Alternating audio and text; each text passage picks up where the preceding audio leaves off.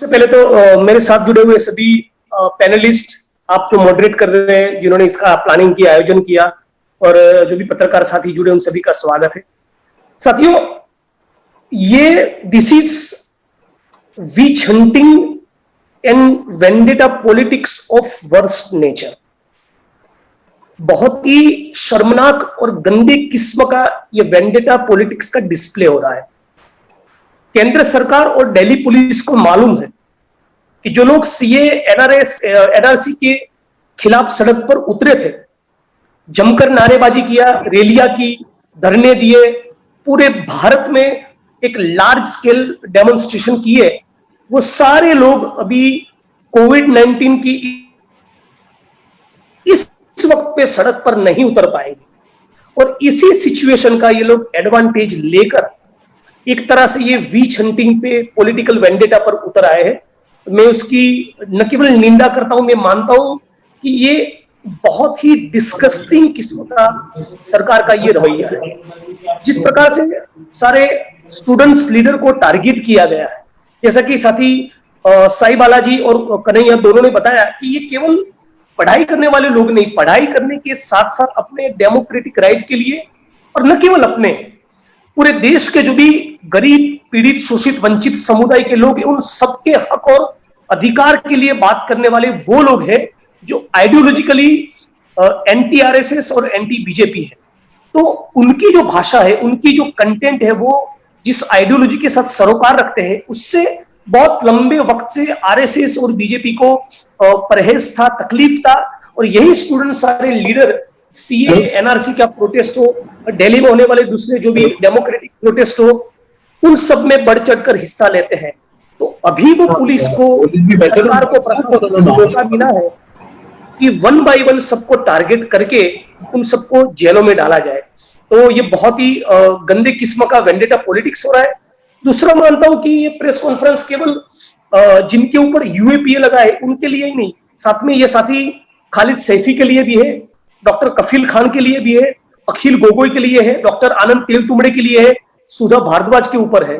तो भीमा कोरेगांव और उसके अलावा भी जिस प्रकार से बीजेपी और आरएसएस के खिलाफ मोर्चा बुलंद करने वाले, संघर्ष करने वाले, सड़कों पर उतरने वाले जितने भी लोगों को ये सरकार टारगेट करती आई है, उन सबके खिलाफ हम लोग एकजुट होकर ये प्रेस कॉन्फ्रेंस कर रहे हैं और आगे भी इस लड़ाई को हम लोग आगे ले जाएंगे। एक मुद्दा आपके बीच में रखना चाहूंगा कि दिल्ली में जो राइट्स हुए, उसके राइट्स के लिए ये सारे स्टूडेंट्स लीडर्स रिस्पॉन्सिबल है।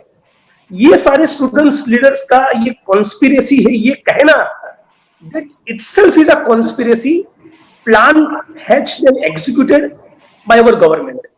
हमारी सरकार का खुद का ये षड्यंत्र है कि ये कहा जाए कि दिल्ली राइट्स इन स्टूडेंट्स के द्वारा किया गया एक षड्यंत्र है। और इसी प्रकार का साजिश हम लोगों ने भीमा कोरेगांव में भी देखा था।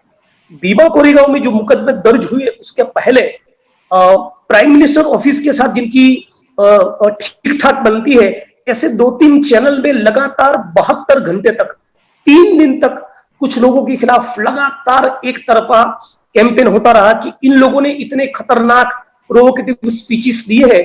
उसी के चलते भीमा कोरेगांव में दंगे हुए, उसी के चलते लोगों के बीच में हाथापाई हुई, और यही सारे षड्यंत्र की जड़ है। ऐसा 3 दिन तक उनके खिलाफ एक न्यूज चैनल्स में, अखबारों में कैंपेन चला, और फिर उसके तीसरे, चौथे, 5वें दिन लोगों के ऊपर मुकदमे दर्ज करना चालू है। बिल्कुल उसी प्रकार का पैटर्न इसमें भी देखा गया।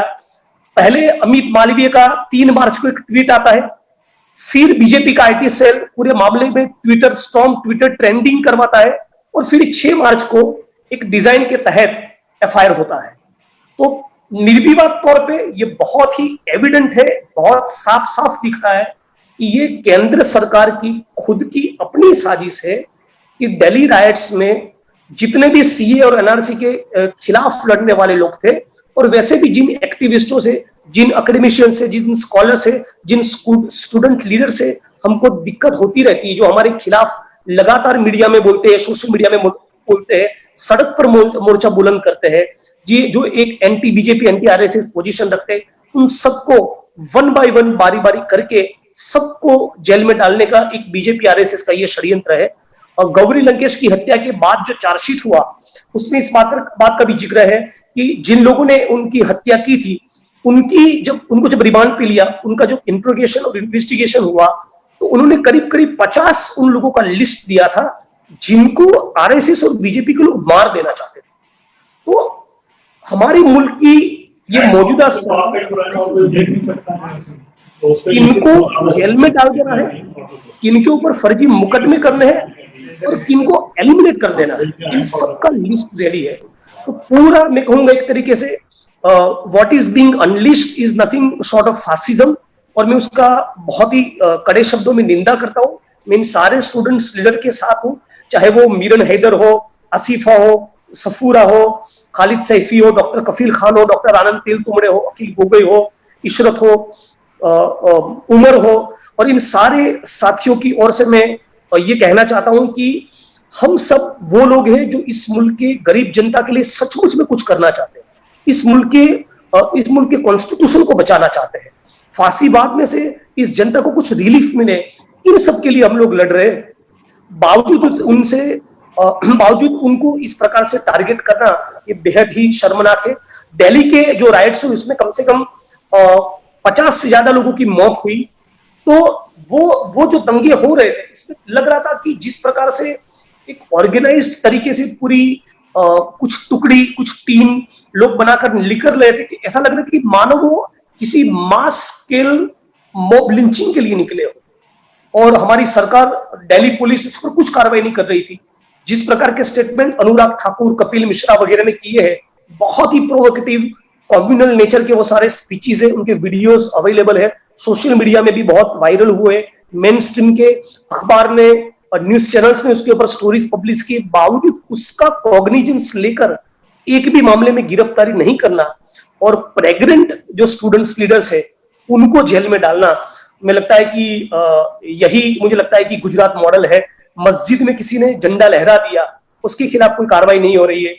नेशनल एंथम नहीं गाओगे तो तुम्हारी पिटाई होगी, ऐसा एक पुलिस का साथी कह रहा है, और ऐसा कहते हुए किसी बेगुनाह मुसलमान को मार रहा है, और फिर 2-3 दिन में उसकी कस्टडी में डेथ होती है। यूपी से लोग आकर दिल्ली में राइट्स करते हैं, ऐसा प्राइमा फेसी एविडेंस है। इन सब के बावजूद उनमें कार्रवाई नहीं करना और सीए एनआरसी के मुद्दे पर बोलने वाले स्टूडेंट्स लीडर को टारगेट करना और ये कहना कि उन्होंने राइट्स को इंजीनियर किया था, ये केंद्र की सरकार का, दिल्ली सरकार का खुद का अपना एक सोचा समझा साजिश और स्टेट स्पॉन्सर्ड कॉन्स्पिरेसी है। इसलिए आपको इंटरप्ट करना चाहूंगा जी। एक बात मुझे यहाँ आपके साथ शेयर करना है कि जैसे इन लोगों ने कहा कि ये नहीं, ये दिल्ली का जो राइट्स हुआ, ठीक है, इनके पीछे के सारे कॉन्स्पिरेटर्स यही है। मुझे वो वाकया याद आ रहा है जब गुजरात में साबरमती एक्सप्रेस का S6 कोच जला था, तब उसमें local crime branch, state IB, central IB, local police, DG office, Gujarat का होम डिपार्टमेंट और केंद्र सरकार का गृह विभाग होम डिपार्टमेंट, इनमें से किसी के पास बेसिक कोई क्लू मिले कि एक्चुअली में क्या हुआ है, उसके पहले उसके डिब्बे में चढ़कर मोदी जी ने अनाउंसमेंट कर दिया था कि नहीं, ये तो पाकिस्तान में बैठे हुए लोगों का साजिश है। Before the registration of offence, before local police और IB could have any clue, any idea. तो ये पूरा स्टेट का अपना खुद का एक कॉन्स्पिरेसी है, it is nothing less than that, और ये एक तरीके से गुजरात मॉडल का एक्सटेंशन ही। अगला सवाल जिग्नेश मेवानी जी के लिए है। जिग्नेश, टेलीग्राफ के फिरोज विंसेंट आपका स्टेटमेंट सुन के पूछ रहे हैं कि क्या आप ये एलिगेशन लगा रहे हैं कि दिल्ली सरकार और केंद्र सरकार ने साथ में मिलकर दिल्ली राइट्स को कवर अप करने की एक कोई कॉन्स्पिरेसी की है, या उसमें उनका साथ में दिल्ली और केंद्र जो है दिल्ली राइट्स के सवाल पर एक ही मत रख रहे हैं?